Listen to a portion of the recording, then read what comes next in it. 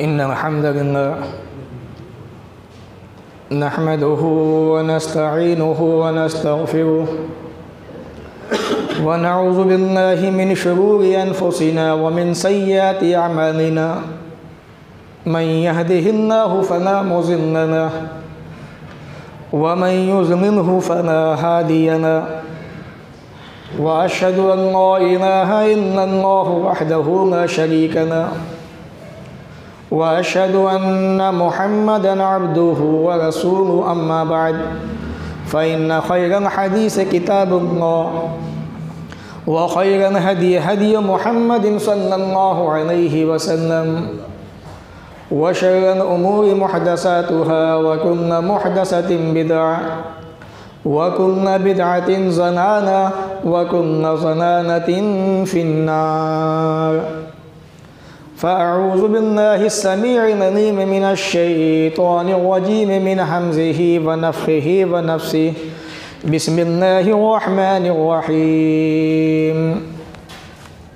या अय्युहल्लज़ीना आमनू क़ू अन्फ़ुसकुम व अहलीकुम नारा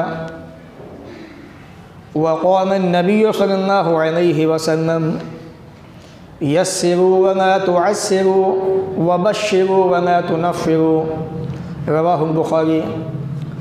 रब्बि इश्रह ली सदरी व यस्सिरनी अमरी वहलुल उक़दतम मिन लिसानी यफ़क़हू क़ौली।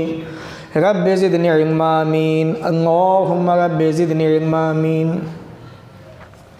तमाम किस्मों की तारीफ़ अल्लाह रब्बुल आलमीन के लिए लायक़ व ज़ेबा है, जो सारी दुनिया का खालिक़ व मालिक है। बादहू दरूद व सलाम नाज़िल व तमाम नबियों पर, ख़ास तौर से अल्लाह के आखिरी नबी, प्यारे नबी जनाब मुहम्मद रसूलुल्लाह सल्लल्लाहु अलैहि वसल्लम पर अल्लाहुम्मा सल्लि व सल्लिम व बारिक अलैहि। सामीन, एक लंबे वक्त से हमारा जो जुमे का सिलसिला चल रहा है खुतबात का, मौजू का, वो बच्चों की तरबियत के ताल्लुक़ से चल रहा है। और मैंने बार बार आपको ख़बरदार किया है, आगाह किया है, बताया है कि यह मौजू बड़ा ही अहम मौजू है। इंसान की सारी ज़िंदगी का निचोड़ यही है। और इंशाअल्लाह इसी मुनासिबत से आज के इस जुमा के खुतबे के अंदर भी बच्चों की तरबियत के ताल्लुक़ से जो इस्लामी हिदायत हैं वो क्या क्या हैं। रसूल अकरम जनाब मुहम्मद रसूलुल्लाह सल्लल्लाहु अलैहि वसल्लम ने हमें क्या क्या हिदायतें की हैं औलाद की तरबियत के ताल्लुक़ से, इंशाअल्लाह आज के इस जुमा के खुतबे में वो रखूँगा मैं आपके सामने। अल्लाह ताला से दुआ है वो हमें इन बातों को सुनने के बाद अमल की तौफ़ीक़ अता फ़रमाए। आज के इस जुमा के खुतबे के अंदर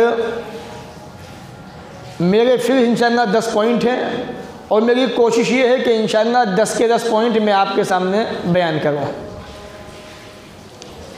सबसे पहला पॉइंट इस्लामी हिदायत के ताल्लुक़ से जो रसूल अकरम जनाब मुहम्मद रसूलुल्लाह सल्लल्लाहु अलैहि वसल्लम ने हमें की है औलाद के ताल्लुक़ से, वो है तालीम के अंदर आसानी पैदा करना और बच्चे को इसकी रग़बत दिलाना, बच्चे में इसकी ख्वाहिश पैदा करना तालीम की। और तालीम का मसला जहाँ पे आता है, सबसे पहले इस्लामी तालीम सामने होनी चाहिए, बाद में दुनियावी तालीम।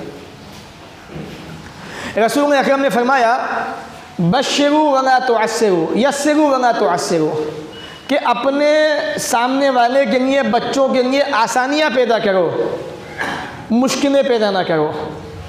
व बश्शिरू, अपने इन बच्चों को बशारत दे दो, खुशखबरियाँ सुनाओ कि बेटा अगर तुम पढ़ जाओगे, कामयाब हो जाओगे, तालीम पालोगे तो आगे चल के तरक्की कर जाओगे। वला तुनफ़्फ़िरू, इनके दिलों के अंदर नफ़रतें पैदा ना करो। सही बुखारी किताबुल इल्म हदीस नंबर 69-69। तो सबसे पहला जो पॉइंट है आज के जुमा के खुतबे का वो ये कि हम बच्चों के लिए ऐसा इंतज़ाम बनाएं, तालीम का ऐसा निज़ाम बनाएं कि हमारे बच्चे बच्चियाँ तालीम हासिल कर सकें, तालीम पा सकें। ये पहली हिदायत है। और आज मुस्लिम समाज के अंदर, मुस्लिम माशरे के अंदर तालीम के सिलसिले में, एजुकेशन के ताल्लुक़ से मुस्लिम माशरा बहुत पीछे है। हमारे बच्चे बच्चियाँ दीनी तालीम हो चाहे दुनियावी तालीम हो, दोनों के अंदर बहुत ज़्यादा पीछे दिखाई देते हैं। तो हमारी जिम्मेदारी है इन बच्चों के लिए ऐसे फील्ड बनाएं, ऐसा सिस्टम बनाएं कि दुनियावी तालीम भी पाएँ, दीनी तालीम भी पाएँ ये बच्चे। एक जगह नबी पाक ने फरमाया, अल्लिमू, इन बच्चों को दीनी तालीम सिखाओ, दीन का इल्म सिखाओ, इनको आसानियाँ पैदा करो, मुश्किलात में ना डालो, मुश्किलें पैदा ना करो। वइज़ा ग़ज़ब अहदुकुम, अगर तुम में से किसी को गुस्सा आ जाए या कोई आदमी को गुस्सा हो जाए, फलयस्कुत, उसे चाहिए खामोश रहे वो। रसूल अकरम ने एक नुस्खा बताया हमें कि जब किसी आदमी को गुस्सा आता है तो वो अपने उस गुस्से पे आने के बाद गुस्सा तो फ़ौरन खामोश हो जाए। उसका फ़ायदा क्या होगा कि उसका गुस्सा ठंडा हो जाएगा। आज होता क्या है, इंसान को जब गुस्सा आता है तो ज़रा सी बात पर गुस्सा करने की बुनियाद पर आदमी ऐसी ऐसी बातें कह जाता है। बसा औक़ात मियाँ बीवी का झगड़ा होता है, आदमी को गुस्सा आया, बीवी को गुस्सा आ गया तो बात कहाँ तक पहुँचती है, तनाक़ तक। तो नबी पाक ने फरमाया, वइज़ा ग़ज़ब अहदुकुम, तुम में से किसी को गुस्सा आ जाए, फलयस्कुत, उसे खामोश हो जाना चाहिए, चुप हो जाना चाहिए। तो ये था पहला पॉइंट कि बच्चों के लिए दीनी तालीम, कुरान मजीद की तालीम, हदीस की तालीम और दुनियावी तालीम दोनों के इंतज़ामात होने चाहिए। दूसरा पॉइंट, माँ बाप बच्चों के सामने जो ज़बान से कहें वो करके दिखाएं। ऐसा ना हो कि माँ बाप बच्चे से कहें कि बेटा नमाज़ पढ़ो और माँ बाप खुद नमाज ना पढ़े। तो माँ बाप की बात में इख्तिलाफ नहीं होना चाहिए। अल्लाह ने कहा कुरान मजीद के अंदर सूरह बकरा में सूरह नंबर 44 के अंदर आयत नंबर 44 में, अतअमुरूना अन्नास बिल-बिर्रि व तंसौना अनफुसकुम व अंतुम ततलूना अल-किताब अफला ताक़िलून, कि तुम लोगों को अच्छी बातों का हुक्म देते हो और अपने आप को भूल जाते हो। क्या तुम्हारे अंदर अक़ल नहीं, क्या तुम्हारे अंदर दिमाग नहीं, क्या अक़ल का इस्तेमाल नहीं करते? अल्लाह फरमाता है। तो माँ बाप की जिम्मेदारी ये है कि जो वो करें बच्चे को वही करवाएं। माँ बाप पहले नमाज खुद पढ़े फिर बच्चे से नमाज पढ़वाएं। माँ बाप कुरान की तालीम पहले खुद हासिल करें, खुद कुरान की तिलावत घर में करें, फिर बच्चों से पढ़वाएं। ये शरीयत का हुक्म है। ऐसा ना हो कि माँ बाप बच्चों से कहें बेटा कुरान पढ़ो, दीनी तालीम हासिल करो, स्कूल भी जाओ, और माँ बाप जो है उनका इंतज़ाम ना करें या खुद उस पर अमल ना करें। ऐसा नहीं होना चाहिए। आप बच्चों को जिस बात का हुक्म दें वो बात पहले आपके अंदर होनी चाहिए। आप नमाजी हों, नेक हों, परहेजगार हों। इसीलिए जब भी शादी ब्याह का मसला आता है, मैं आपसे अक्सर कहता हूँ, औरत दीनदार ढूंढो। तुम्हारी सोच क्या है कि बीवी खूबसूरत होनी चाहिए ताकि लोग कहें बड़ी खूबसूरत है, लोग कहें ना कहें आपकी निगाह में वो अच्छी होनी चाहिए। और जब दीनदार होगी तो क़यामत तक उसकी नस्लें दीनदार रहेंगी इंशाअल्लाह। और जब बीवी की खूबसूरती देखोगे, दीनदार नहीं देखोगे, तो आज जो समाज में होगा वही होगा। बच्चे बेदीन हैं, नमाज के पास को नहीं है, दीनदार नहीं है, मार पिटाई झगड़ा उनका काम होता है। वो तो अपनी अदाओं में रहती है बस। और जो दीनदार होगी वो नमाज की पाबंद होगी, कुरान की तिलावत करेगी, बच्चों को दीन सिखाएगी, दुआएं सिखाएगी, रसूल अकरम जनाब मोहम्मद रसूलुल्लाह सल्लल्लाहु अलैहि वसल्लम सीरत सिखाएगी, बहुत सारी चीज़ें सिखाएगी।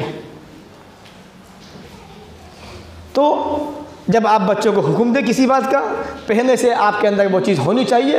अगर नहीं होगी तो बच्चे का इस पर गहरा असर पड़ता है। तीसरी चीज़, बच्चों के ऊपर रहम और नरमी का सलूक करना चाहिए।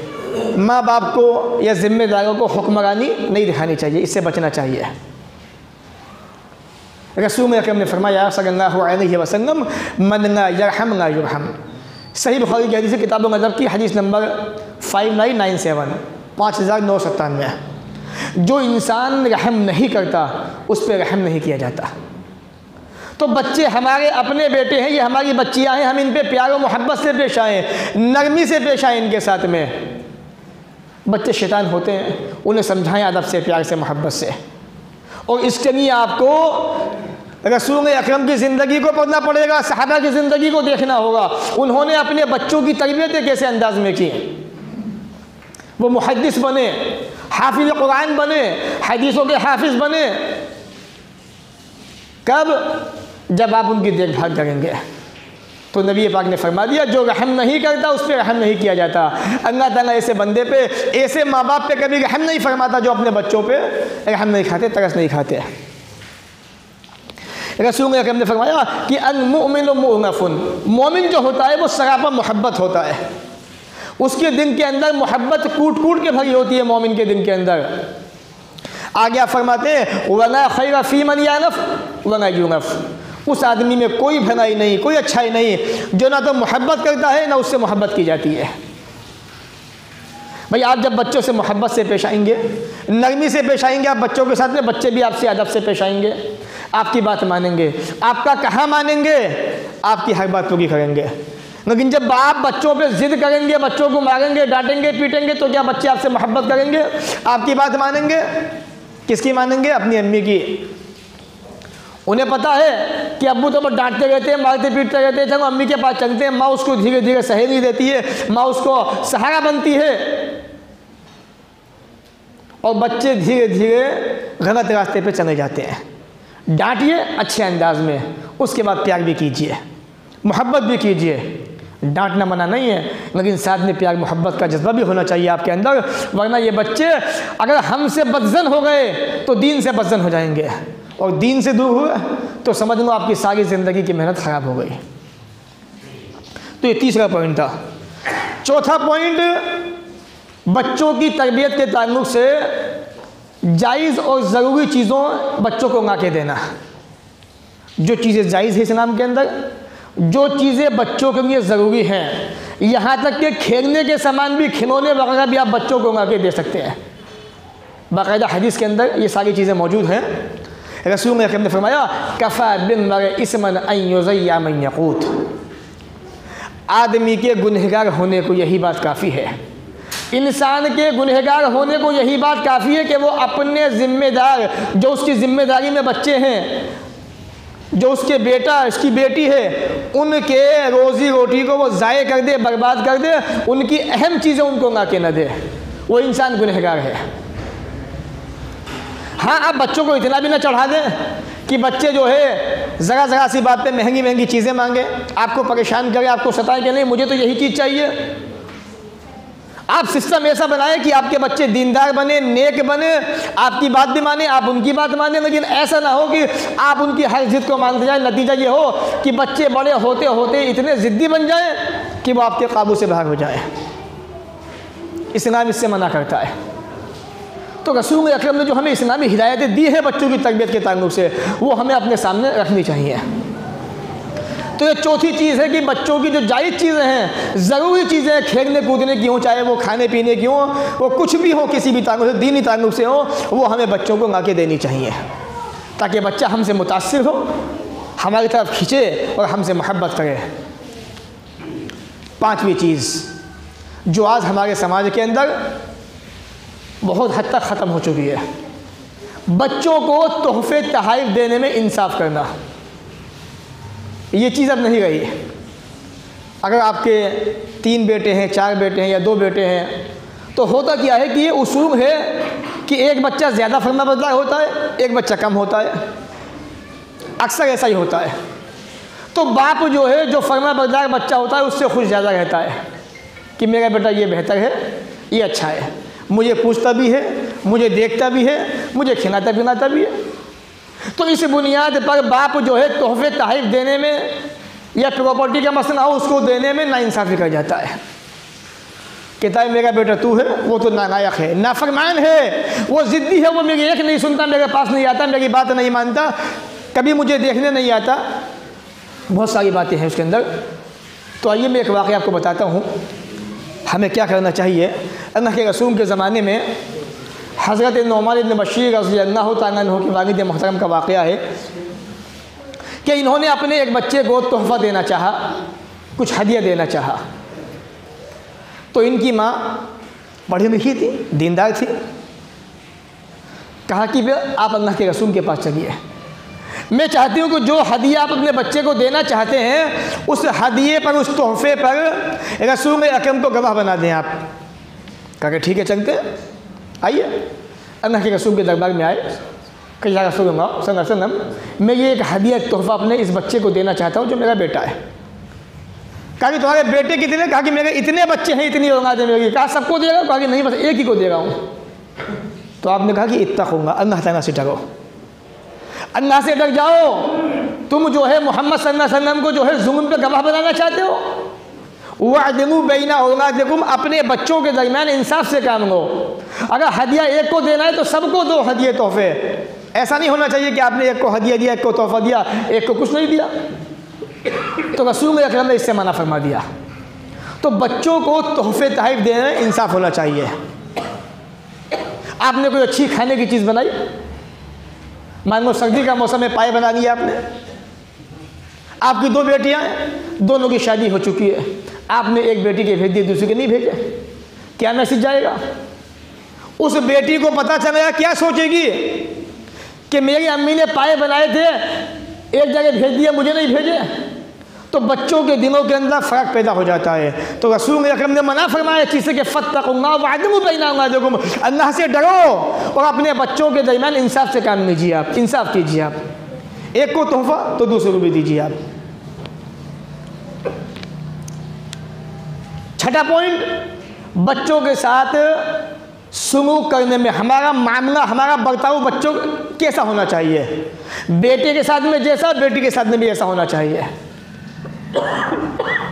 इंसान होने के एतबार से दोनों बराबर हैं। आज होता क्या है, हर घर का ये रोना है, बेटों पे तवज्जो ज़्यादा होती है, बेटियों पे तवज्जो कम होती है। जबकि अगर दीन को पढ़ा जाए, दीन को देखा जाए, तो इन बेटियों की अहमियत फजीलत ज़्यादा है। लेकिन मसला इंसाफ का है, बर्ताव का है, हुस्न सुलूक का है, दोनों के साथ में बराबर होना चाहिए। आइए मैं आपको हदीस पढ़ के सुनाता हूँ। as-सहीह हदीस नंबर 2883। हज़रत अनस कहते हैं कि अल्लाह के नबी सल्लल्लाहु अलैहि वसल्लम के साथ एक आदमी बैठा हुआ था। फ़जा इब्नुन लहू, जो आदमी अल्लाह के रसूल के पास बैठा हुआ था उसका बेटा आया उसके पास। फ़अजनसहू, तो उस आदमी ने अपने बेटे को अला फ़ख़्ज़िही, अपनी रान पे बिठा लिया, अपनी गोद में बिठाया उस बच्चे को। उस आदमी ने, मेरा बेटा आया, मैंने उसको अपनी गोद में ले लिया। व बिन्तुन लहू, उसके बाद उसकी बेटी आती है उसके पास।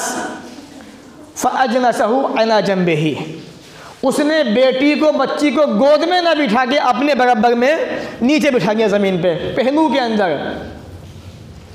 अल्लाह के नबी जनाब मोहम्मद रसूलुल्लाह सल्लल्लाहु अलैहि वसल्लम जो ये मंज़र देख रहे थे, वाक़या देख रहे थे, सारा हक़ देख रहे थे, तो आपने कहा फ़हल्ला अदलत बैनहुमा, ए मेरे भाई, तूने दोनों के दरमियान इंसाफ क्यों नहीं किया? तूने इंसाफ से काम क्यों नहीं लिया? जब तेरा बेटा आया तूने उसे गोदी में बिठाया, तेरी बेटी आई गोदी में क्यों नहीं बिठाया तूने इसे?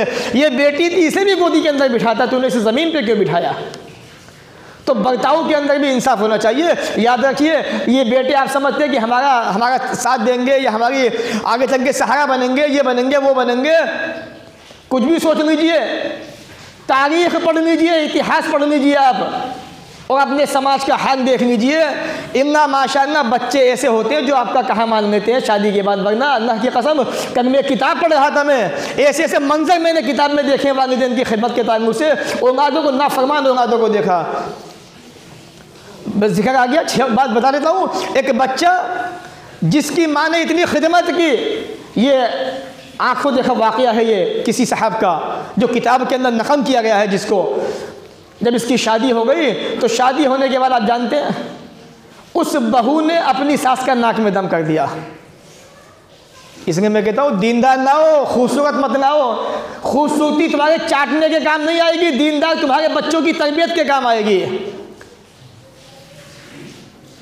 अगर वो ज़्यादा खूबसूरत नहीं होगी तो आजकल दुनिया के अंदर इतनी चीज़ें हैं, जितना खूबसूरत चाहो अपने कमरे के अंदर उसको बनाओ। किसने मना किया आपको? दीनदार होगी, सब कुछ तुम्हारी भी सुनेगी, माँ बाप की भी सुनेगी, खिदमत भी करेगी, सब कुछ करेगी वो। तो सास का नाक में दम कर दिया। अचानक सास को बीमारी हो गई मिर्गी की, और ज़्यादा परेशान कर गई। अपने शौहर से कहा देखो सुन लो मेरी बात, तुम अब या तो मैं रहूँगी या ये बुढ़िया रहेगी।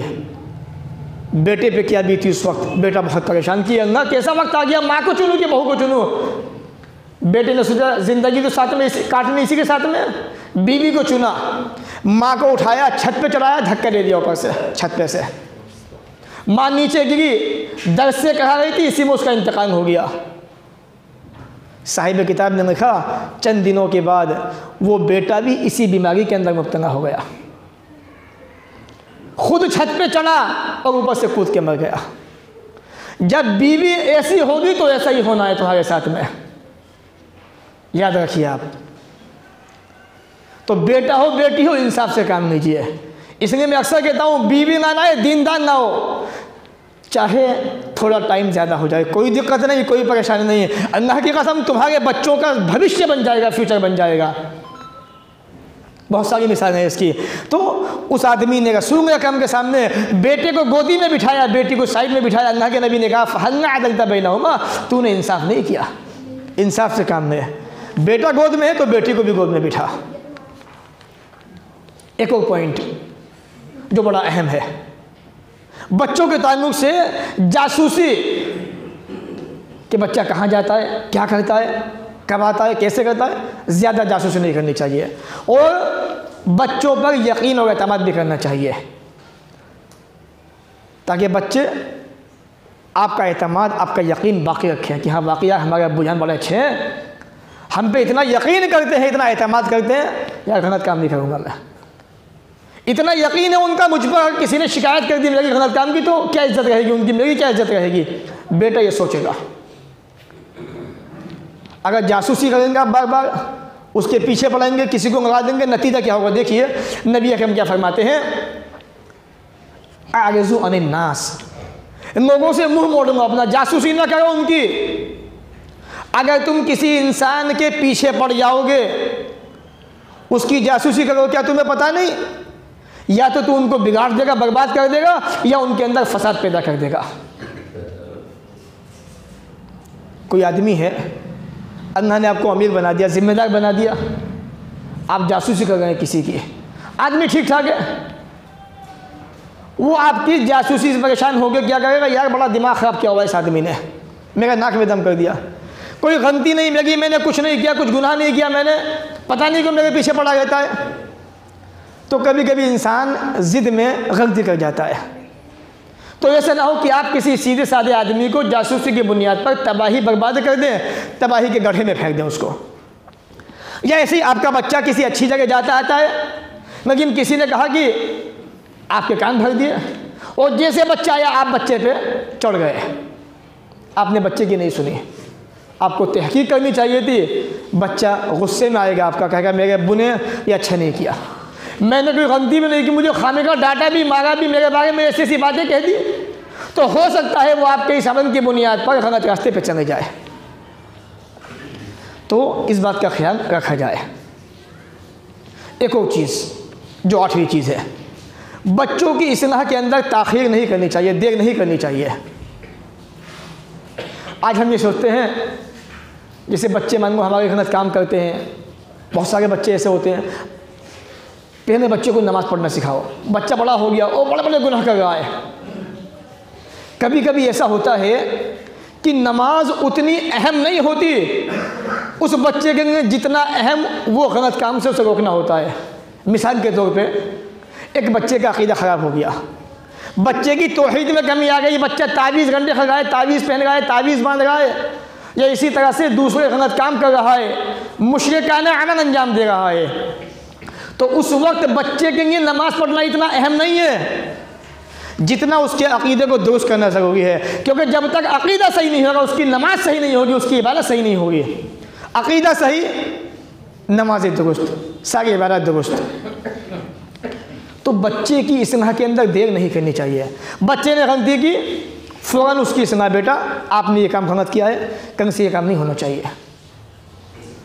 अगर आप सोचेंगे आज पहली गलती है, आगे देखेंगे दूसरा मौका भी आ गया, चलो कोई बात नहीं, बच्चा है, आपने तीसरा चांस दिया, बच्चा अब ज़िद्दी हो गया आपका, अब वो आसानी से आपकी बात मानने वाला नहीं। अब जब तक आप उसको पीटेंगे नहीं, मारेंगे नहीं, तब तक अब वो काबू में आने वाला नहीं है। तो इसलिए ताख़ीर नहीं होनी चाहिए, ना ताख़ीर होगी ना मार पिटाई की नौबत आएगी।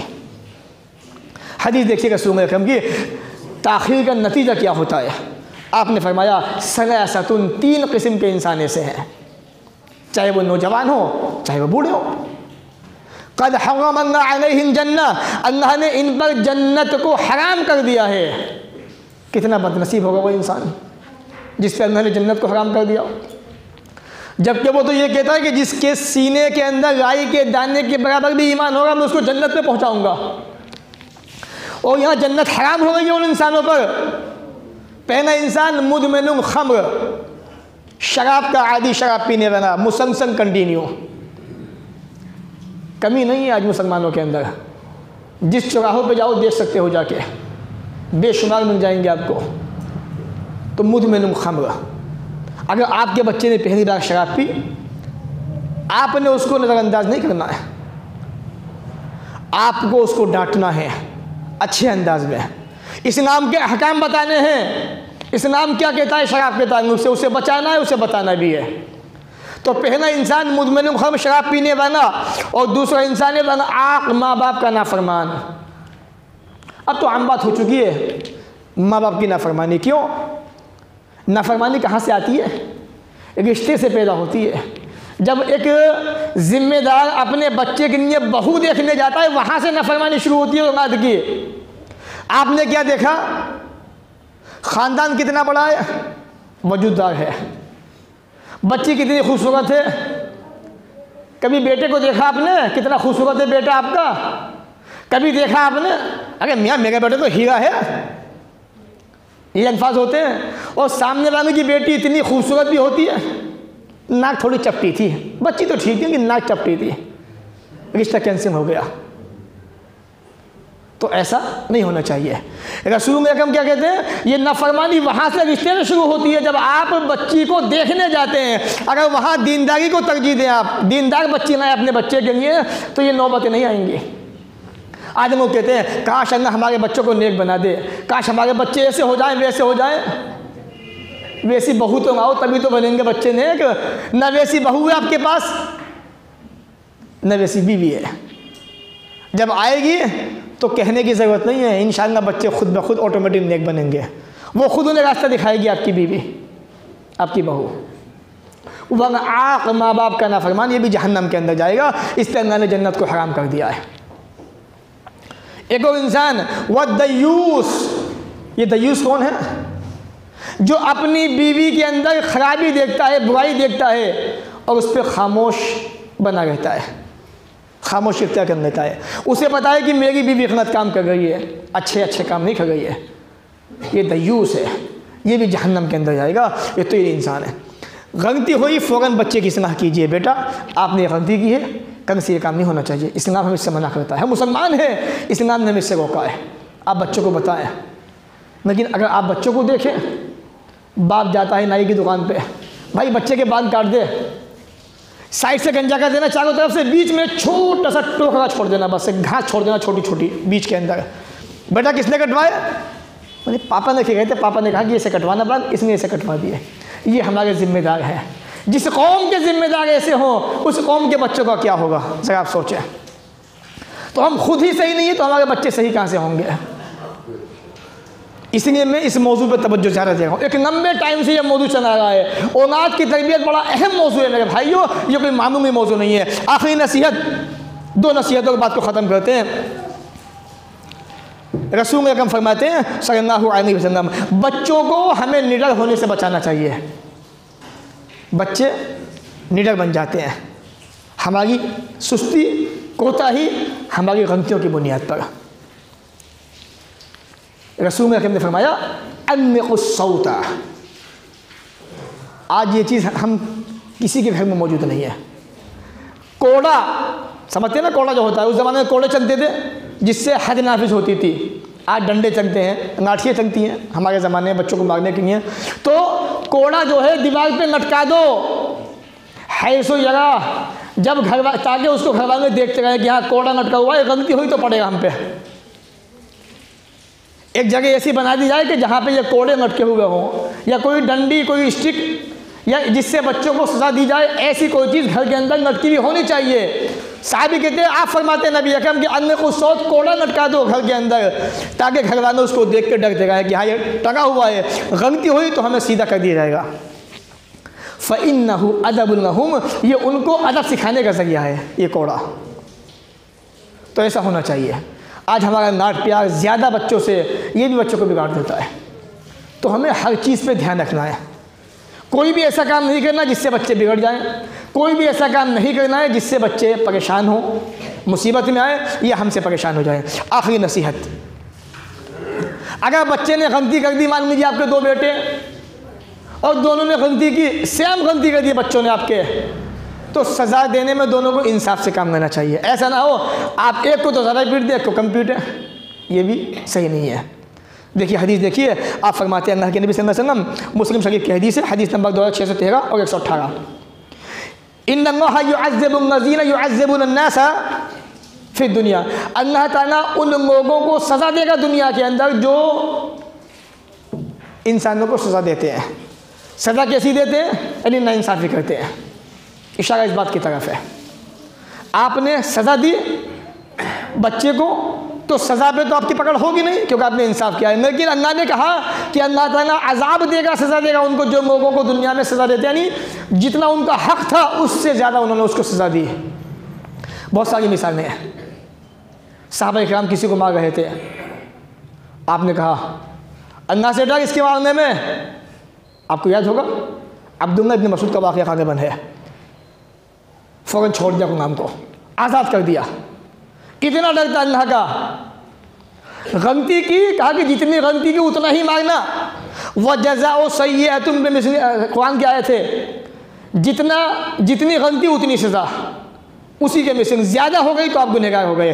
अगर आप जानते हैं कि आप बच्चे ने ये गुनाह किया है, बच्चे ने गलती की है, उसकी सज़ा ये है, तो उतनी ही सज़ा आप दे सकते हैं। अगर ज़्यादा हो गई तो आप गुनहगार।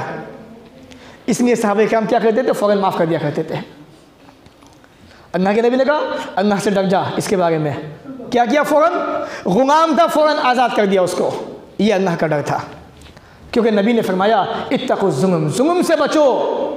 फ़इन्न ज़ुल्म ज़ुल्मात यौमल क़ियामा, ये जुल्म क़यामत के दिन अंधेरों सा बनेगा, अंधेरे पैदा कर देगा। रोशनियाँ ख़त्म हो जाएंगी नमाज़ों की, ज़कात की, रोज़ों की, सब चीज़ों की, आपके जुल्म की वजह से, आपकी ज़्यादती की बुनियाद पर। तो ये 10 पॉइंट जो मैंने आपके सामने बयान किए, बच्चों की तरबियत के ताल्लुक़ से इस्लामी हिदायत थी जो अल्लाह के नबी ने हमें सिखाई, हमें बताई। अब हमारी ज़िम्मेदारी है हम इन हिदायतों को याद रखें, इन पे अमल करें और बच्चों को स्टेप बाय स्टेप इस्लामी तरबियत के ताल्लुक़ से वो सारी बातें बताएं, सिखाएं जो हम आपके सामने बयान कर रहे हैं। अल्लाह ताला हमें भी आपको भी इन बातों को सुनने के बाद अमल की तौफ़ीक़ अता फ़रमाए। जब तक दुनिया में रखे, इज़्ज़त से रख, ख़ात्मा भी हो तो ईमान पर हो। व आख़िरु दावाना अनिल हम्दुलिल्लाहि रब्बिल आलमीन।